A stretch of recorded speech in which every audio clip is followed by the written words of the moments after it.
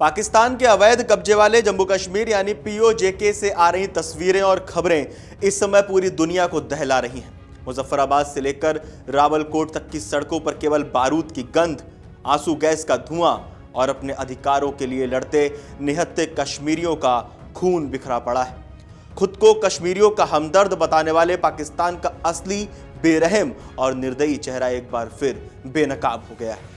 Jammu Kashmir joint अवामी action committee यानी JKJAAC के नेतृत्व में चल रहा यह आंदोलन अब सिर्फ सस्ती बिजली और आटे की मांग तक सीमित नहीं रहा। यह इस्लामाबाद के औपनिवेशिक दमन और सैन्य तानाशाही के खिलाफ एक पूर्ण नागरिक विद्रोह का रूप ले चुका है, जिसमें रिपोर्ट्स के मुताबिक 19 बच्चे और 9 गर्भवती महिलाओं को तक बेरहमी से मार दिया गया है। आइए इस पूरे घटनाक्रम को समझते हैं कि जमीन पर असलियत क्या है और पाकिस्तानी हुकूमत किस तरह झूठ का जाल बुन रही है। पूरी टाइमलाइन समझते हैं, कैसे एक शांतिपूर्ण आंदोलन नागरिक विद्रोह बन गया। पीओजेके में नागरिक अशांति का यह दौर अचानक शुरू नहीं हुआ, इसकी जड़ें गहरी हैं। मई 2023 रावलकोट में स्थानीय नागरिकों ने आसमान छूती बिजली दरों और आटे की किल्लत के खिलाफ शांतिपूर्ण धरना शुरू किया था, जो धीरे धीरे सविनय अवज्ञा आंदोलन यानी सिविल डिसओबीडियंस में बदल गया। लोगों ने बिजली के बिल भरने बंद कर दिए।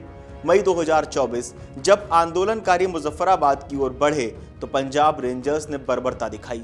आधिकारिक तौर पर 4 मौतें बताई गई, लेकिन नागरिक संगठनों के मुताबिक 5 से ज्यादा लोग मारे गए थे। दबाव में आकर प्रधानमंत्री शहबाज शरीफ ने 23 बिलियन कश्मीरी रुपए यानी करीब 82 मिलियन डॉलर की तदर्थ यानी एड-हॉक सब्सिडी की घोषणा की, जो कभी जमीन पर उतरी ही नहीं।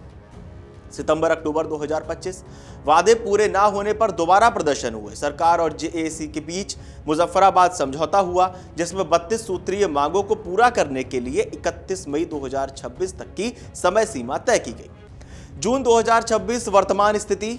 समय सीमा खत्म होने के बाद भी जब कुछ नहीं बदला तो 9 जून 2026 को ऐतिहासिक व्हील जाम और शटर डाउन हड़ताल बुलाई गई, जिसे दबाने के लिए पाकिस्तानी सेना ने क्रूरता की सारी हदें पार कर दी। पाकिस्तानी प्रोपेगेंडा बनाम खौफनाक जमीनी हकीकत। पाकिस्तानी मीडिया और सेना इस आंदोलन को दबाने के लिए लगातार झूठे नैरेटिव चला रहे हैं।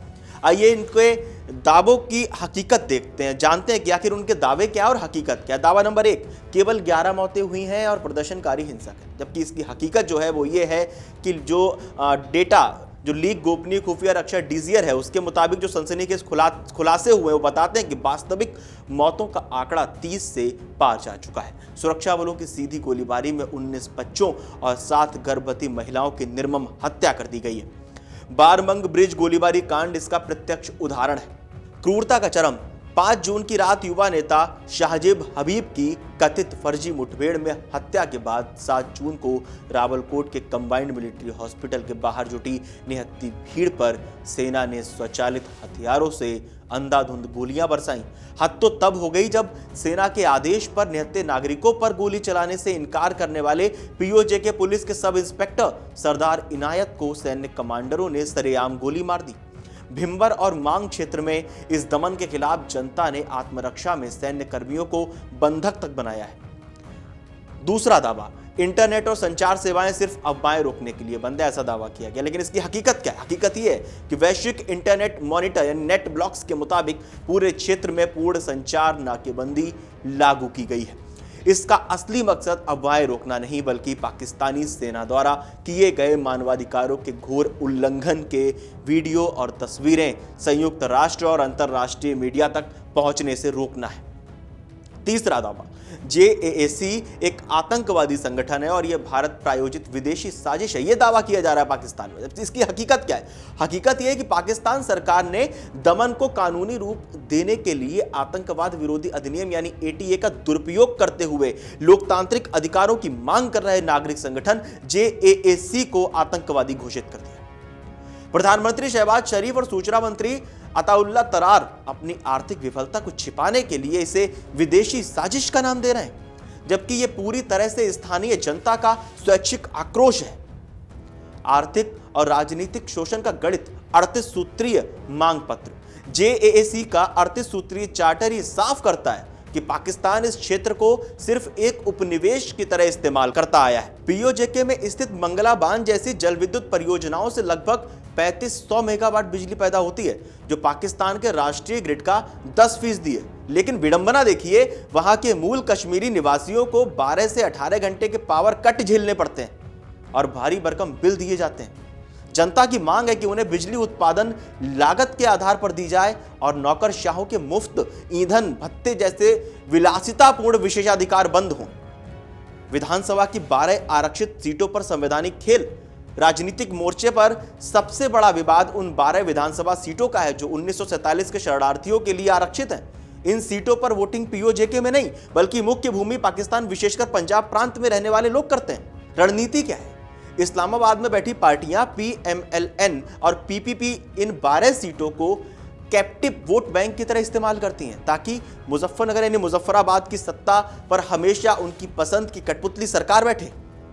27 जुलाई 2026 को होने वाले आगामी प्रांतीय चुनावों से ठीक पहले इस मांग ने आंदोलन को और तेज कर दिया है। बिलावल भुट्टो जरदारी और शहबाज शरीफ की बैठकें कश्मीरी आकांक्षाओं का राजनीतिक सौदा करने की कोशिश मात्र है। शहबाज मुनीर धुरी का अंतरराष्ट्रीय पाखंड, पाकिस्तान के नागरिक और सैन्य नेतृत्व का दोहरा चरित्र इस संकट में पूरी तरह उजागर हो गया है। फील्ड मार्शल आसिम मुनीर खुद को शांति दूत बताते हैं। उसका मुखौटा जो शांति दूत का लगा के वो घूमते हैं। मई 2025 में ही भारत के साथ हुए एक संक्षिप्त 4 दिवसीय युद्ध जो पहलगाम के पर्यटकों की हत्या के बाद भड़का था, उसके बाद रातों रात फील्ड मार्शल बने आसिम मुनीर खुद को वैश्विक मंचों पर कश्मीरी मानवाधिकारों का चैंपियन बताते हैं। अप्रैल 2026 में अमेरिका ईरान मध्यस्थता के लिए अंतरराष्ट्रीय स्तर पर तारीफें बटोरने वाले मुनीर अपने ही नियंत्रण वाले कश्मीर के नागरिकों पर टैंक और तोपें चलवा रहे हैं।